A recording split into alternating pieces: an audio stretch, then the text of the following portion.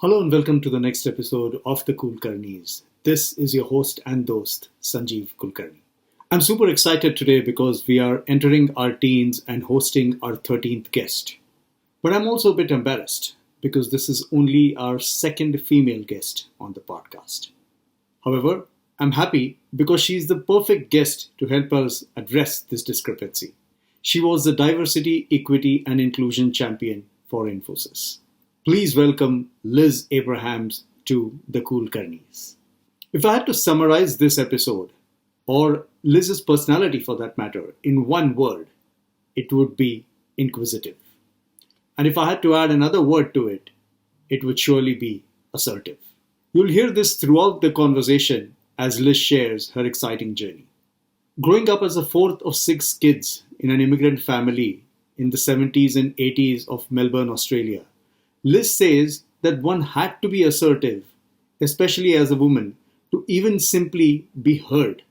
In a world where catcalling and groping were sadly normal, and professional women were relegated to stenography and teaching at best as a career, it took a global conglomerate like IBM to open up a new world for Liz. A new world where women could not only belong in the corporate world, but also thrive. As life progressed, Liz realized that the world outside her cozy conglomerate hadn't changed much though. She says the standard you walk past is the standard you accept. And if I may add, when there are certain instances that reoccur in your corporate career, then maybe it is teaching you a lesson. Gender bias and inequality kept resurfacing in Liz's corporate career until one instance. One cringeworthy instance where her manager asked her to take one for the team by compromising herself. This was a standard Liz refused to accept. She refused to walk past. Various experiences later, her inquisitive and assertive nature propelled her into the role of a DEI champion at Infosys, not just in Australia, but globally. I hope you enjoyed this two-part conversation with Liz, where you'll also gain some fascinating insights into Australia, a place which most of us now call home, during the 70s, 80s, and the 90s. There are valuable sales lessons for all of us. Liz is an accomplished sales leader, recognized for her ability to build trust, lead by example, and drive business results through empathy, courage, and strategic thinking. Liz also mentors young leaders, especially women, in sales, how to amplify your voice, and creating pathways for success. Liz's inquisitive nature, the relentless ability to ask why, is a skill that has served her well, including during the most challenging chapter of her life, stage 4 cancer diagnosis. She approached even this grim reality like a project that had to be solved, overcoming it with relentless positivity and determination. Life can never be the same after stage 4 cancer. But with that attitude, remarkable things happen. On that note, let's get started. But before we begin, I promise you'll continue to see diversity in our podcast. Diversity in gender, diversity in ethnicity, and definitely diversity in the passions that our trailblazers follow. Let's get started.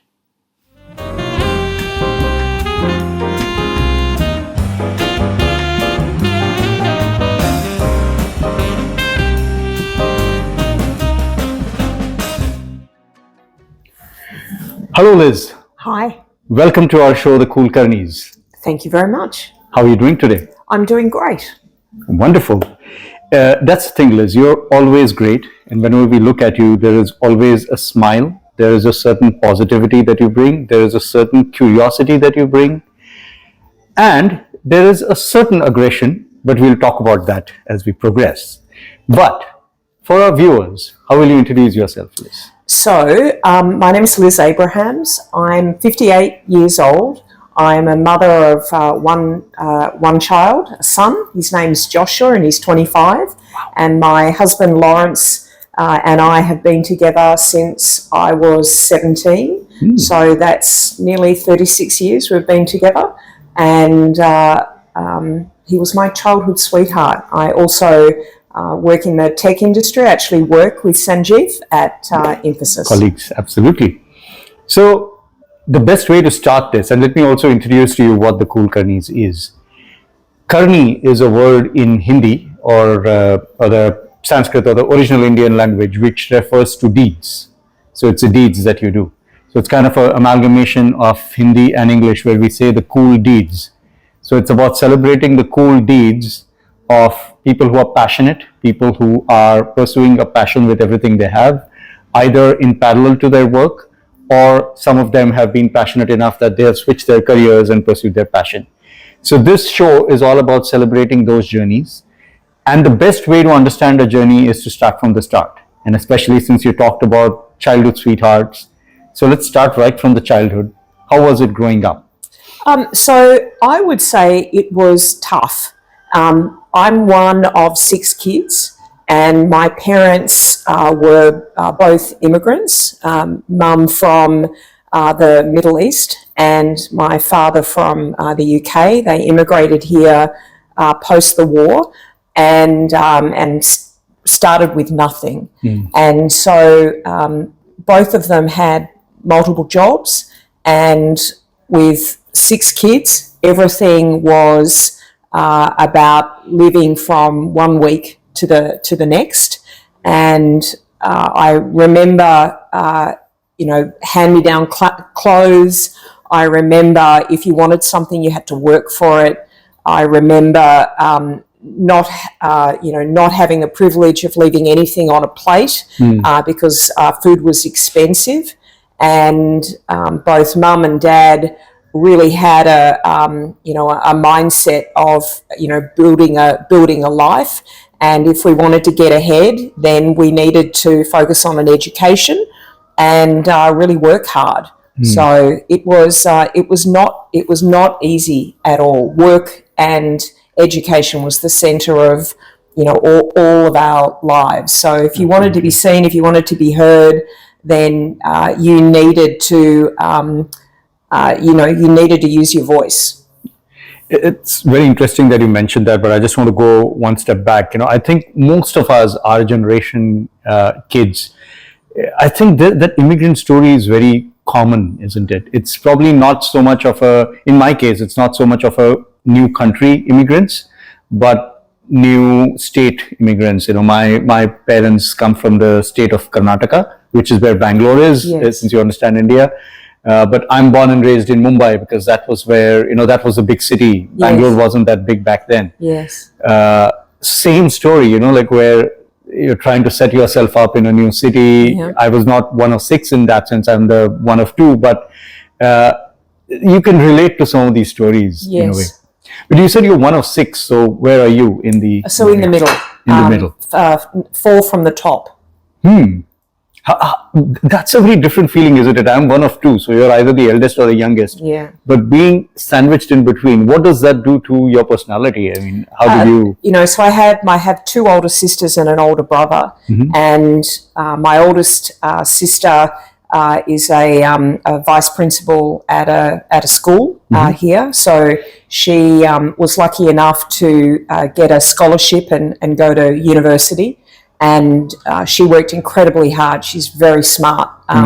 My other sister, mum and dad couldn't afford for her to go to university, and so she went to clerical college and started off in secretarial and admin, and has really worked really hard all her life. But education didn't help her, get ahead. And my older brother was very smart man, and got into Melbourne University, and he was like the first of the kids that did an economics and fantastic degree, and he was afforded the benefit of education when university, we didn't have to pay for university. So there was a time when you didn't pay for so the government in Australia had a period when education actually, for a period of time didn't actually cost anything. And so both my older brother and I were, benefited from that. By the time my younger brother got to go to university, he had to pay to go. And so that was tough. So mum and dad, had to scrimp and save, to be able to afford for him to go. And then my youngest sister also went to university and, went to Monash and also did very well, but she decided to leave in her final year and actually start her own business. And, all of us have worked incredibly hard. We've all got, really interesting careers, but that work ethic and that ethic of education was our way out of, living, week to week and salary to, wage to wage. Right. So, and, the goal of owning your own home, the goal of being financially independent was something that was in my mind from a very young age. Yeah.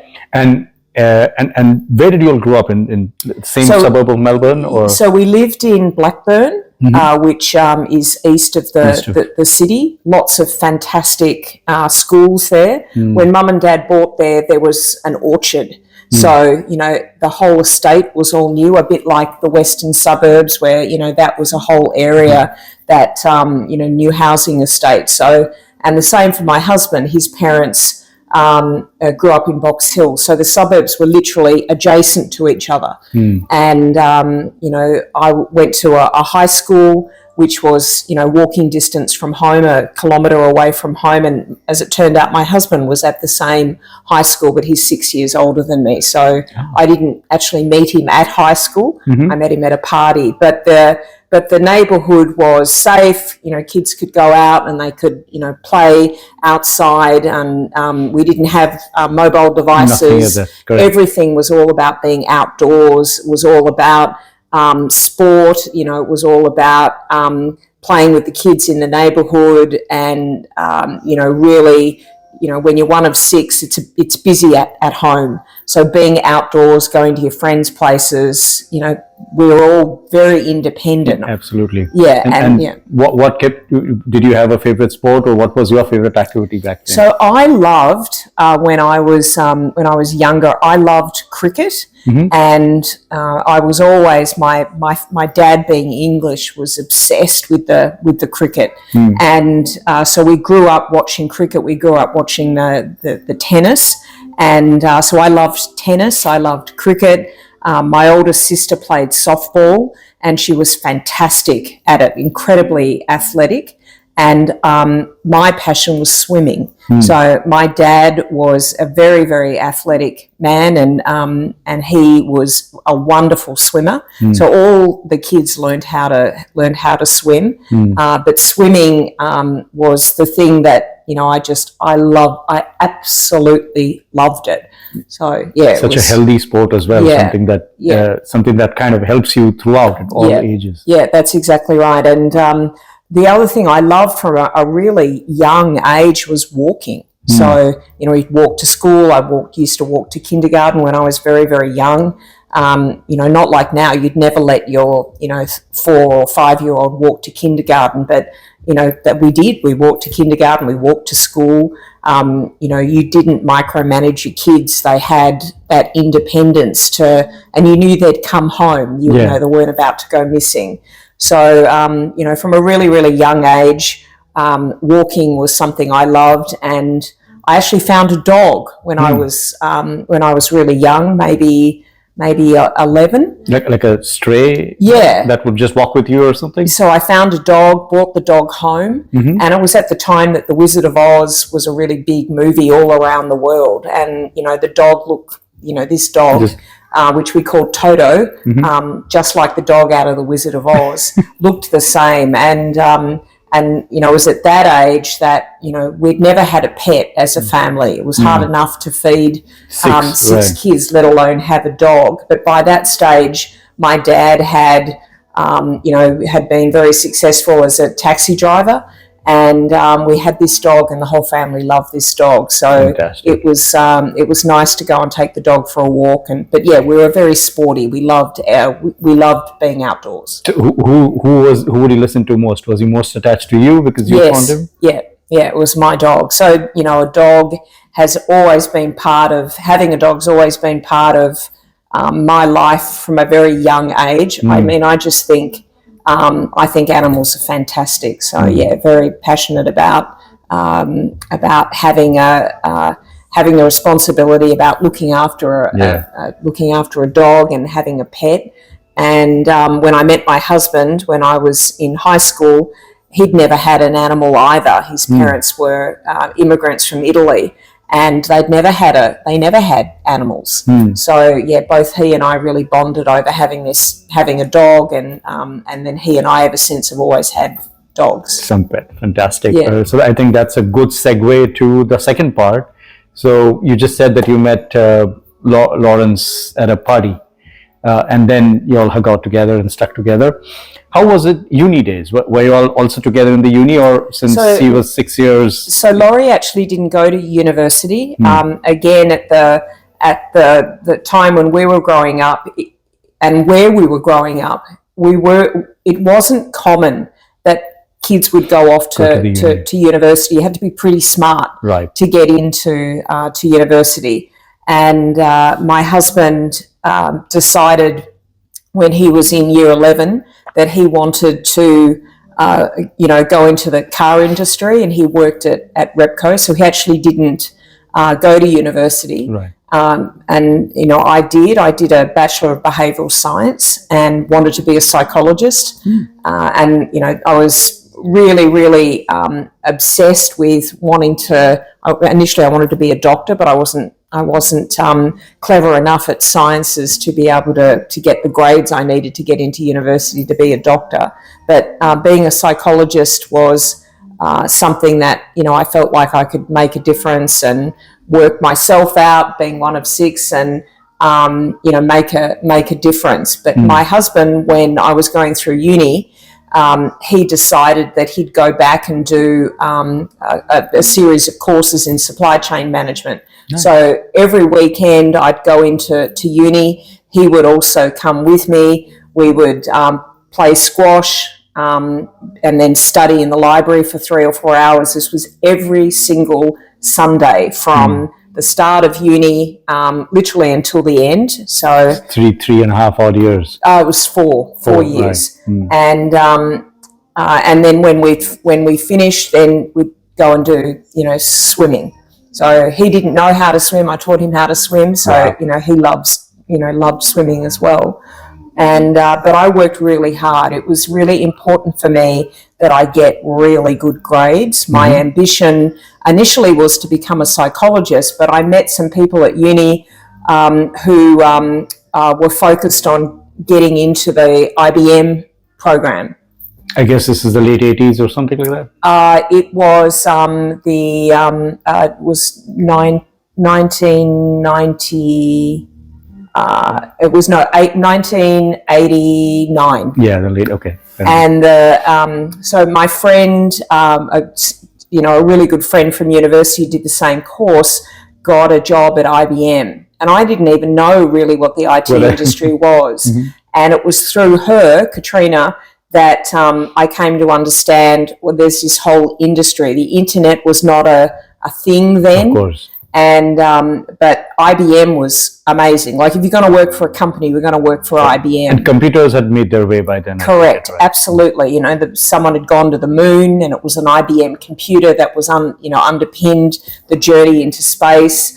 IBM as a company invented the typewriter. I remember my sister, she had an IBM, typewriter, and that was like the bee's knees if you had an IBM typewriter.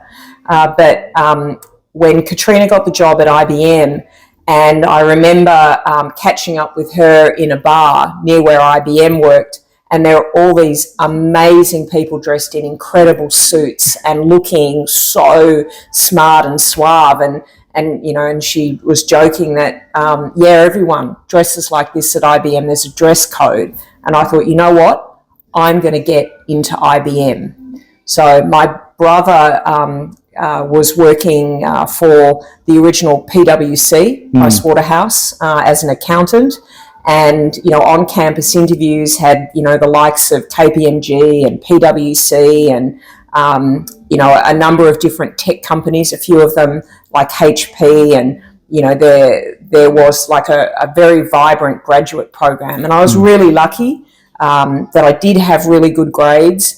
and I had a number of part-time jobs while I was going through uni because I had to contribute and pay for my books and clothes and everything. So university was taken care of, but you had all the expenses. And I think anybody that's a parent understands that it's expensive to send your kids to school or to university. So I paid my way through waitressing, and I also had a part-time job at Nutrimedics, which was a skincare makeup company, and which is where I learnt to sell. And I was earning fantastic money in these part-time jobs. I had 3 of them, and so that was on top of the university workload. So I actually was very lucky. I got offered 4 jobs at the end of my degree and was able to pick IBM. And it was the start of my career in IT. But it also, for me, helped me realise that I was very ambitious. I wanted to be financially independent. My mum was a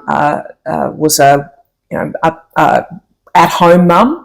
And she also did sewing and knitting at night to help contribute to, food and bills. But I never wanted to be beholden to anybody for anything. So financial independence was an ambition.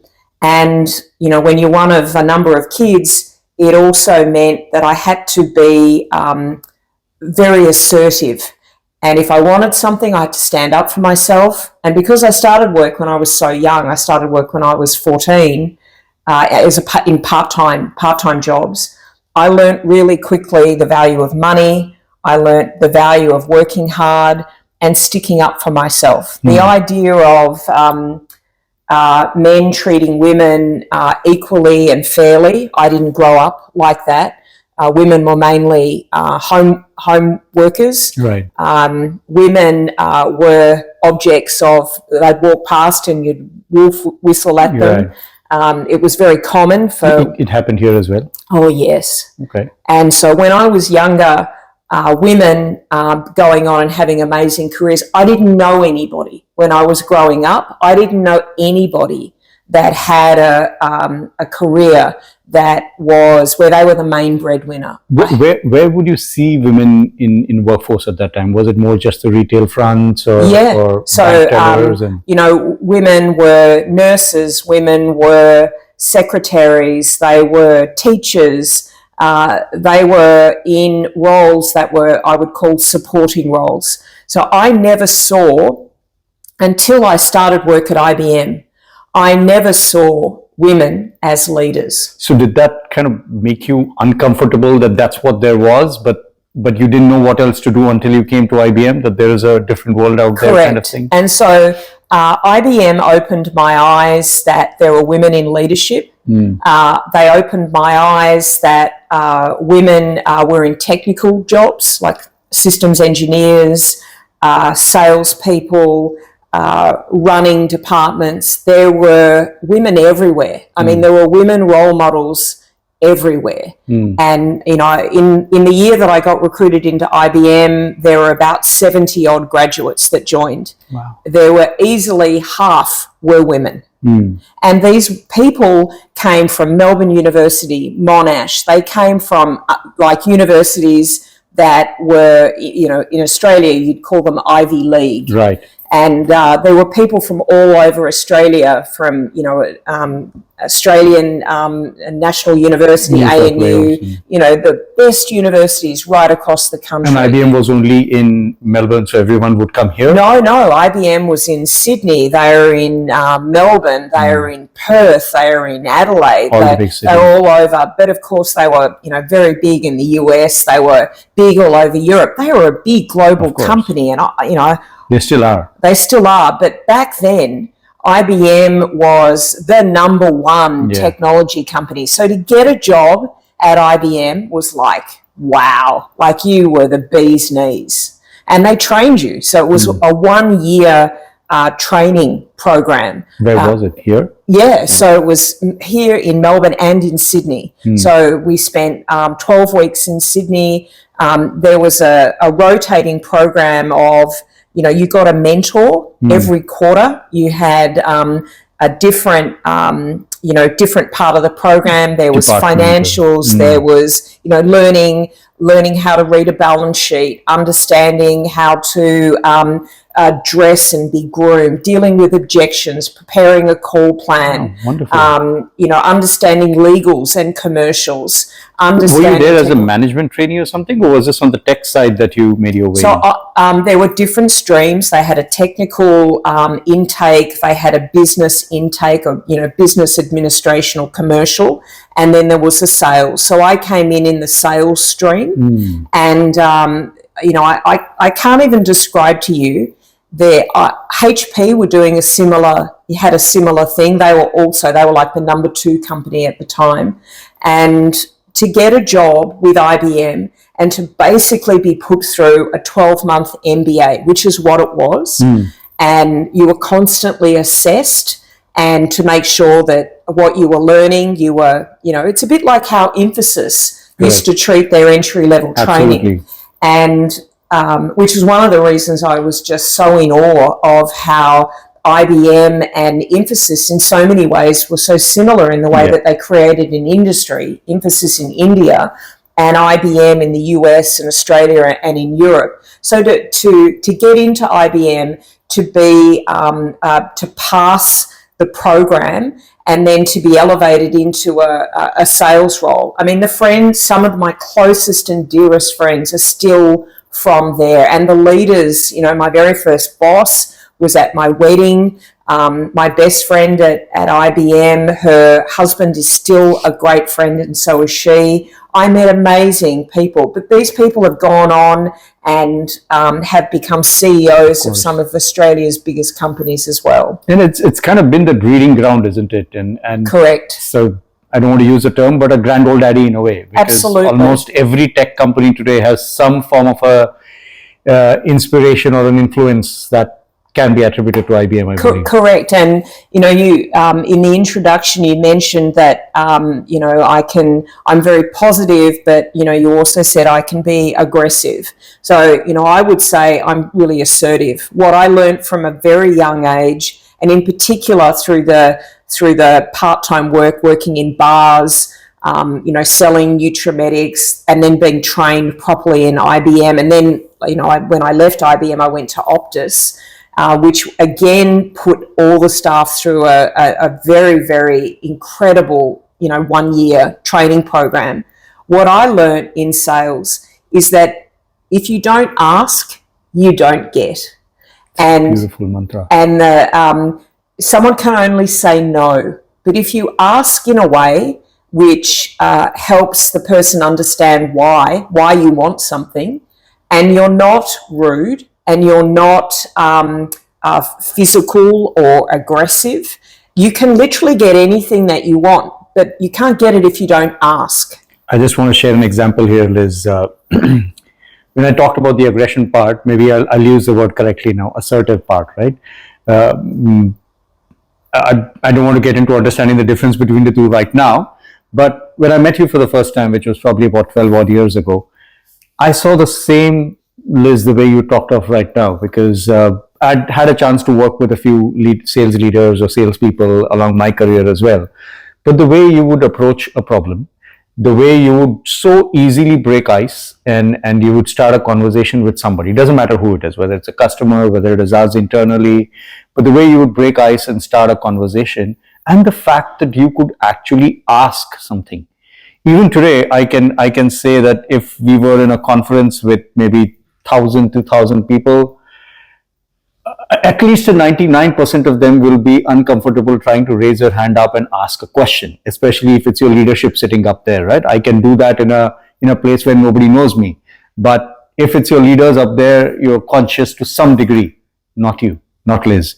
You will be assured that there'll be one question that will come from Liz, and that, when you think of it, you'll be like, wow, that's such a smart question. I was thinking on the same lines, but maybe I didn't have the courage to ask, right? Where does that come from, Liz? How are you able to think of something so crystal clear in your mind and have the courage to ask that? So the training that I went through in my university degree, which was behavioural science. Which university was it by? So I went to La Trobe, which was really the premier or the best university for psychology. Like if you wanted to be a psychologist, that was the university to go to. People were transferring from Melbourne University, from Monash, because the program at La Trobe had the best lecturers, the best program. And at the time, research in psychology emanated from La Trobe. So getting into the behavioural science program at La Trobe was fantastic, because just as the course says, it's about behaviour. So behaviour drives how people are. And so if you understand people and what makes them tick, then you can unravel whatever issue there is. So what I learned at university is trying to get to the why. Why is this happening? Why do you need to do that? The why. So for me, I believe that, and even when, and I know we're going to come to it later, even when I got sick and had the biggest challenge of my life, which was navigating cancer, and my husband also had cancer, I was trying to understand the why. And I feel when I listen to someone and they're imparting information, I want to really quickly understand, the root of what they're talking about and the why around that. And as I'm listening, I'm thinking about, where's that going next? Where's this going to end up? I'm curious. I love to learn. The way that I communicate and learn is by asking questions, because how do you know somebody? How do you know anything if you don't learn? I mean, education is the basis for everything. It's like the biggest equalizer. So I'm really curious, and I've raised my son to be equally curious. And if you don't ask, you'll never know. So it's not my problem that someone else isn't brave enough or doesn't have the courage to ask the question. But for me, I have to know. So if someone's delivered information and I still don't understand, then I'll ask. And that's how I learn. I ask questions. Fantastic. I think that's a wonderful insight to get from you, in terms of, even for anybody. I think is sometimes I feel that all of us are salespeople. Doesn't matter what role you carry in an organization, but at some point or the other, if not anything else, you have to sell yourself.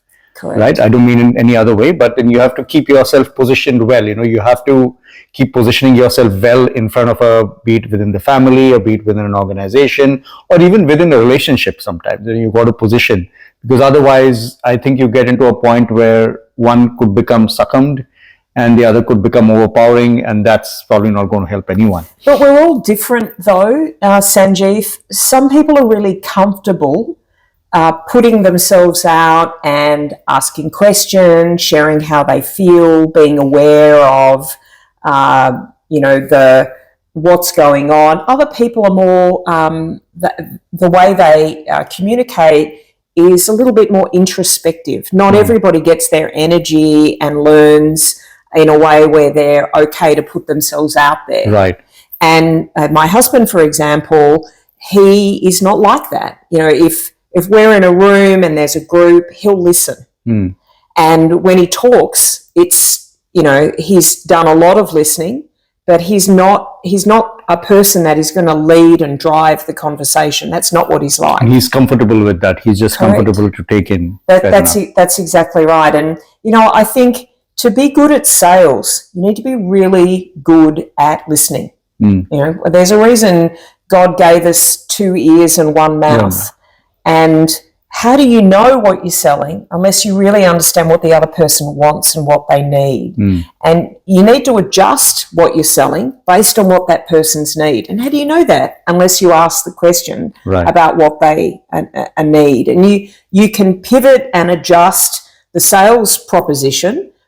It doesn't matter what job you do, but if you are not curious enough to understand what your colleagues need, what your clients need, what your parents need, what your kids need, then how can you parent the way that's going to resonate with your kids? How can you be a patient if you don't understand what you need to do to take on the right therapy? Right. So often what you know is not enough. Other people always know more. You're never the smartest person in your room, ever. If you're the smartest person in the room, then you are in the wrong room. but just curious, and I'll get back to the flow at a time, but there's always this thought that comes to me is that we always feel that there is a particular way that we have seen people be successful, and we feel that, oh, if you're this, then you can be a good salesperson, you can. But then you always see a contrast. You see somebody who's completely opposite, but yet are successful at the same job. So is there really a mantra for something like this, saying that you do this and you'll be a best salesperson? So in my opinion, to be great at sales, first of all, you need to be curious. Because as I said before, if you don't like people, then how can you build a relationship with them? It's impossible. You have to actually like people. You have to like people you meet. You don't know them until you take the time to get to know them. Get to know them. So, I believe our profession starts and ends with people. People buy from people first and foremost, and they don't buy from people. Like you can say things that rub people the wrong way. I know I do it all the time. But when it comes to selling, first of all, you need to be curious. You need to listen. You need to ask a lot of questions to really understand the why about what clients want and like. You must have the best people around you who know more about the topic than you do, whether that's the financials to construct something that's in line with what the client wants, or whether it's the right service or product. Sometimes your product or service is not the right fit. Saying no, this is not the time to sell to this client, is, in my opinion, way more powerful than being the person that thinks everybody is a client. Everybody is not a client. So understanding when to say no, I think, is not something that all salespeople understand. And I believe you need to emulate. You need to be able to pivot and adjust the way you present yourself, depending on the client. Often we deal with financial types. They're largely in roles that are very senior. It doesn't work to deal with a marketing executive in the same way that you deal with a person who is more introverted and more considered and detailed. You need to adjust the way that you work with them. You need to mirror the behaviour. And sometimes your team members are going to get on better with people you need to deal with than you would, which is why you need to have a team as diverse as the clients you deal with. What I learned really early from IBM is that the very best salespeople that I experienced, both at IBM and in the partners that I got to deal with in that ecosystem at the time, and from then on, everyone was different. People came from different backgrounds, they were from different genders, and different people were successful. The underlying reason about why, it depended. They could be great and financially really savvy. They could be incredibly smart and gifted in how much they knew about the product and the technology. What was common amongst everybody that I dealt with that was great in sales is that they enjoyed people, and they were really passionate and committed that the profession itself, they walked and did the job with enormous integrity.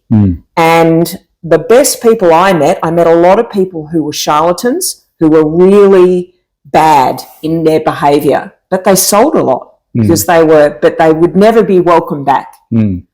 So, I would say, and, for me, what makes a great salesperson are these values or these characteristics that for me, I still take now. And my son has, moved into a sales role post-university. Wonderful.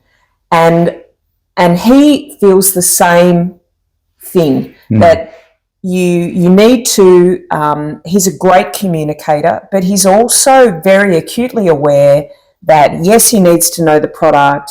Yes, he needs to be honest and walk with integrity, but he asks a lot of questions. He also learns through asking questions, but now he's got the internet, so he can go on and be curious with the internet. So, your original question was, are these things correct, that there are common characteristics for what makes a good salesperson? I would say yes, but what is good for me might not be good for another person, leader. Right. And my experience at an enormous software company that I worked for when I left Optus was I worked with many people who were not honest, who were didn't lead with integrity. Their behaviour was money driven. They did deals that were good for them personally and their commission, not good for the client.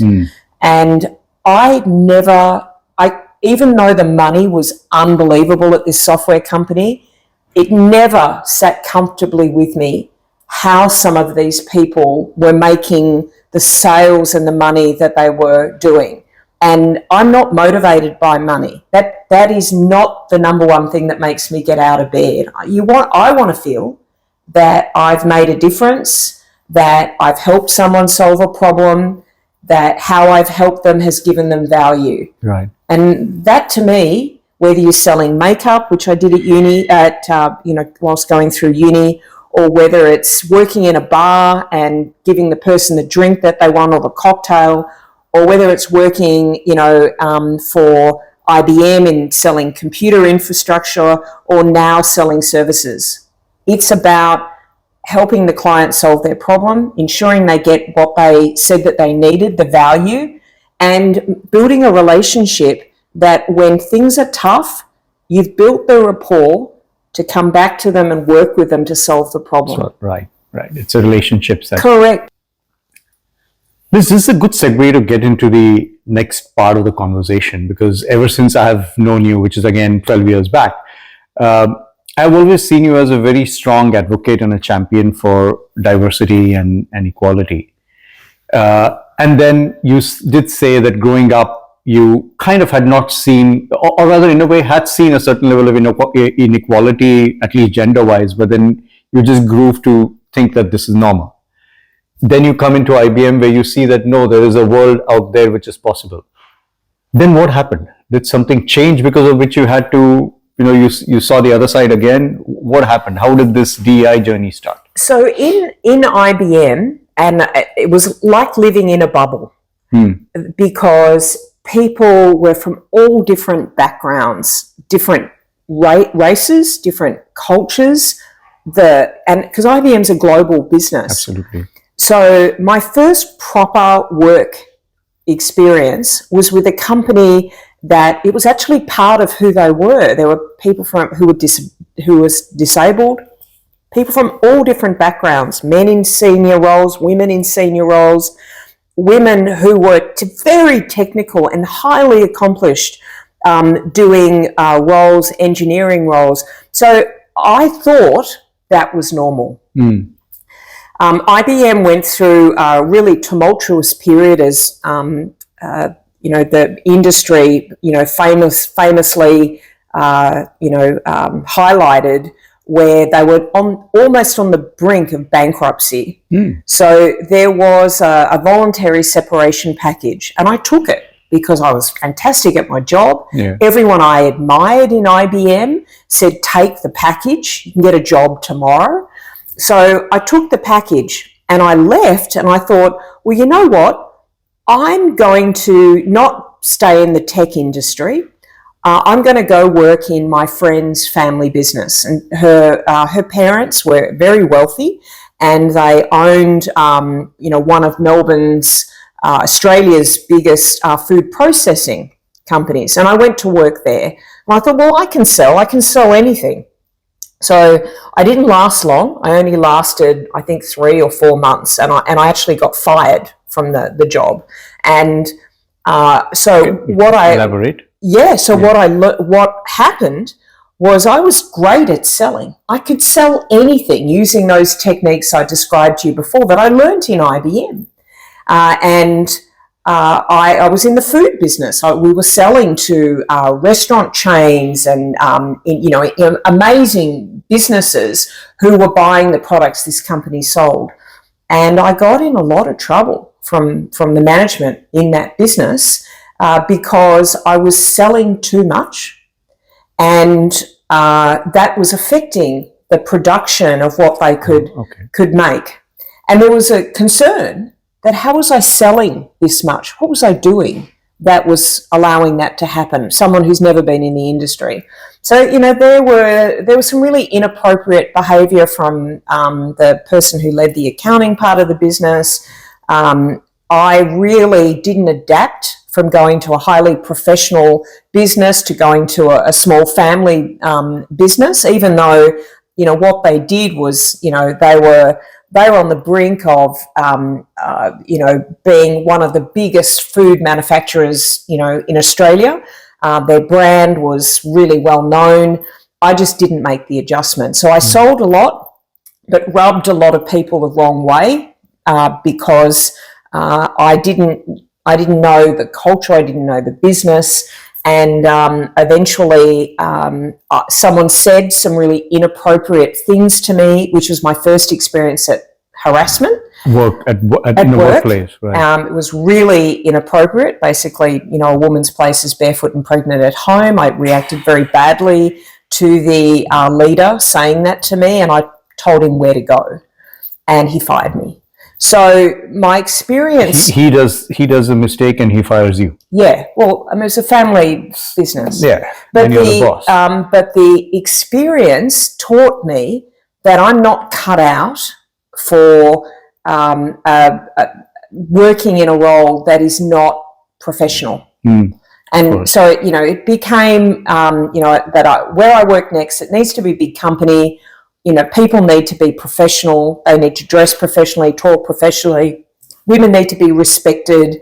You can be good at your job and still be a woman and, not being accused of sleeping with your client as a way of, the reason. So that was my first exposure to that's not okay. Cringy. So the next job I got was, which was, really, really interesting, was actually at Oracle. And the software company wow,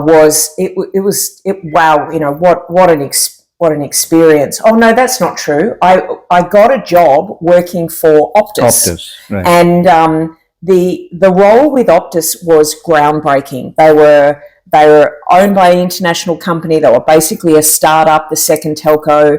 It was like the dream job. I just can't tell you what this experience was like.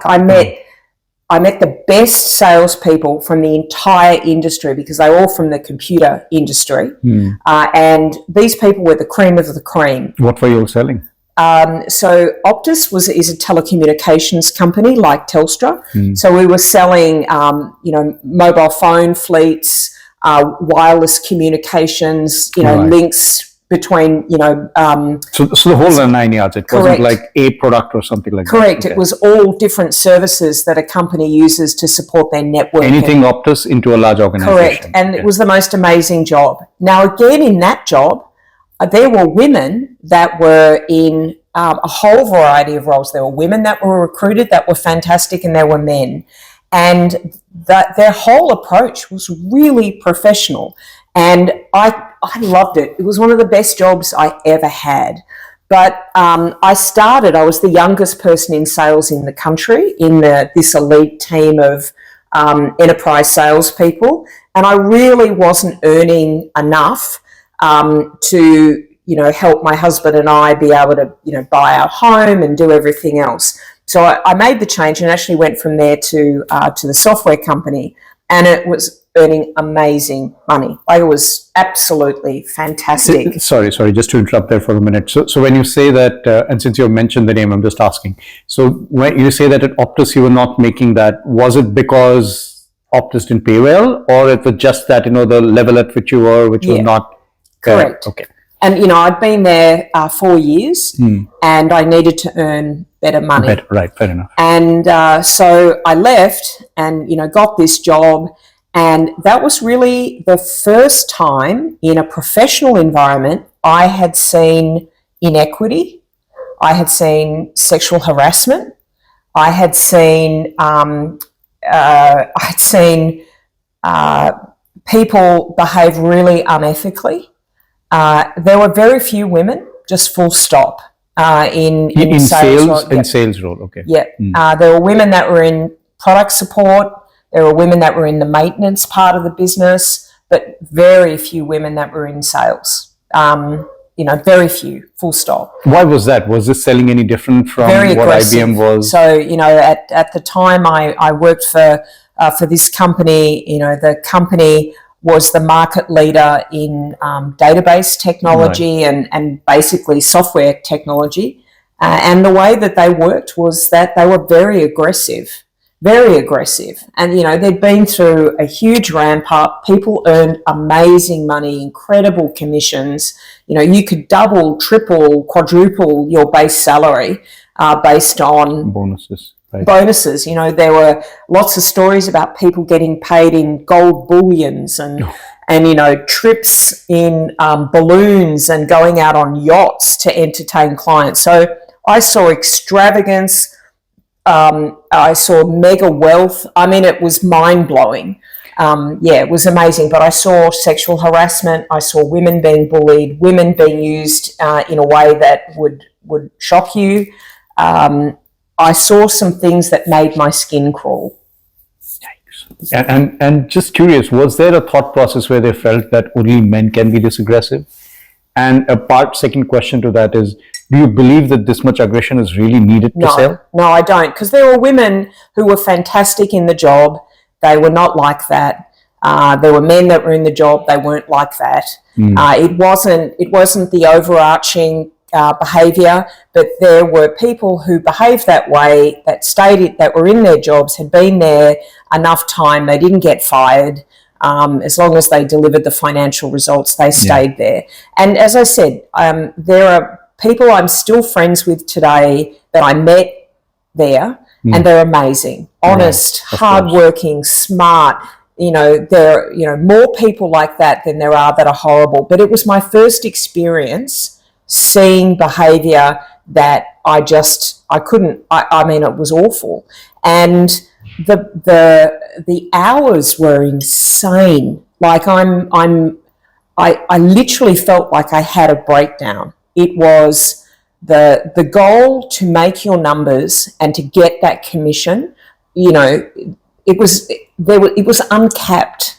Of course. So, people were making millions. 300-400%. Yeah. And so I worked like a crazy person. My husband and I had, already were in our first home. Son was born by then? No. Okay. No. I actually became pregnant. I was there for 7 years and nearly 8, and it was in that last year that I fell pregnant. Right. But I really didn't know anyone that had babies. I mean, there were people that were in the maintenance team, but there was no one in sales that had kids that I knew. And there were certainly no women that were in sales that worked part-time. And this was the case with this company, even in the US, where they are probably larger? In the US, like I knew the people in Australia. I met people from the US, but I really didn't know them. The way we easily network with colleagues through the internet and through email, and that really was in the beginning days then. It wasn't the same. So my interactions with people were in Australia, and it just surprised me, the inequity.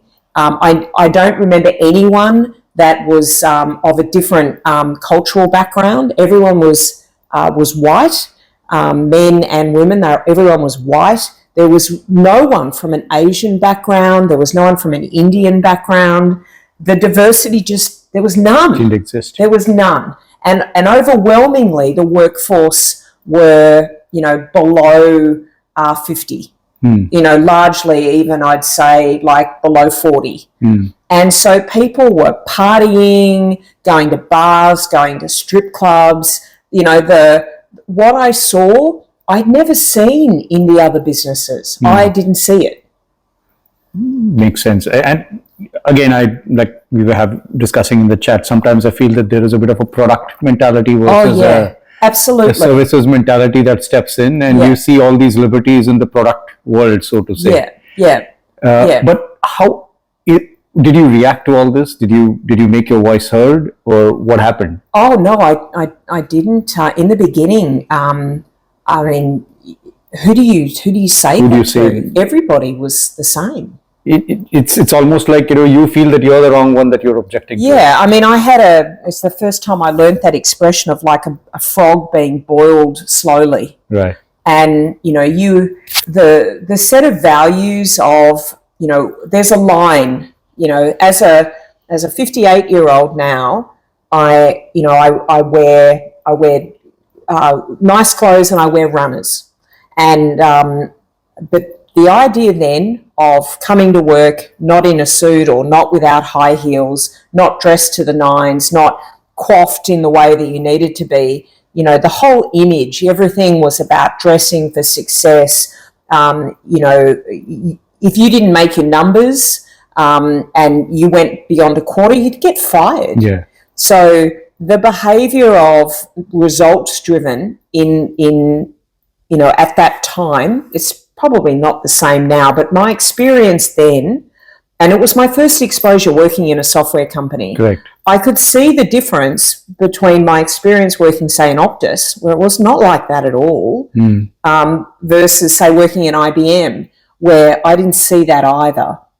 And I'm sure there was that then, but I didn't see it. And it's also difficult, isn't it, in a way, because if I'm just going by what you said, you made this move because you needed the extra money, given the family scenarios that you all were in, you're all going into your first house, all relatable scenarios. Yeah. Sometimes you're like, will I jeopardize this if I probably complain or if I raise my voice? Yeah. So there is that you have to fight internally as well. Yeah, but I did, towards the end, I did start saying stuff. I mean, there were situations where, most of us knew that someone was being sexually harassed by a particular leader, and I often inserted myself into situations to protect different staff. I was used to sticking up for myself growing up and working in bars, and it wasn't uncommon in my part-time jobs that you'd be in a bar and a drunk person would grab your bottom or do things that in an alcohol-fueled part-time job, and if you didn't stick up for yourself, then you could be easily run over. Yeah. So it didn't make me uncomfortable to stick up for myself. I didn't ever experience a problem that I couldn't stick up for myself. But it was when a customer in the middle of a very large deal propositioned me that if I compromised myself, then we would advance in the deal. And I went to my manager at the time and told him, and this is the first time I'd ever heard the expression, take one for the team. And it was part of what he thought was a sales strategy. And that's when I knew this was not a place that I could work. I was gobsmacked.